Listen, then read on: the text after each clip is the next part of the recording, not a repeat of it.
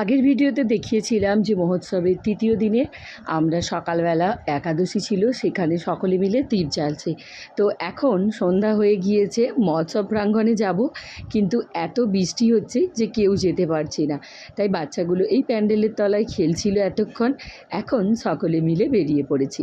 সন্ধ্যার সময় মায়ের খাবার করা হয়ে যায়, আর আমরা ওই 7টা-8টার দিকেই সবাই খেয়ে নিই, কারণ রাত হয়ে গেলে মহোৎসব দেখতে দেখতে বাড়ি ফিরে এসে খেতে আর ভালো লাগে না। তো যাই হোক, সব বাচ্চাকে খাইয়ে আমরা নিজেরাও খেয়ে এখন বসে পড়েছি। প্রচণ্ড ভিড় হয়েছে, তাই পিছনের দিকে একটু বসেছি।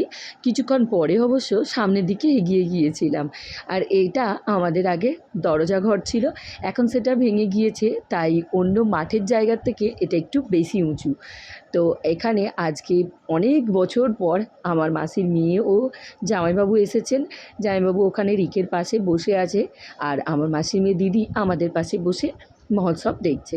আজকে সন্ধ্যায় এসেছে, আর আসার পর থেকেই বৃষ্টি হচ্ছিল, তাই অনেকটা রাতেই ঘুরতে নিয়ে এসেছি। এখন এখানে রাসলীলা চলছে। এখন কটা বাজে সেটা আপনারা আমাদের চোখ মুখ দেখলেই বুঝতে পারবেন। এখন বেজে গিয়েছে ভোর 5টার মতো। তো সারা রাত জেগেছি।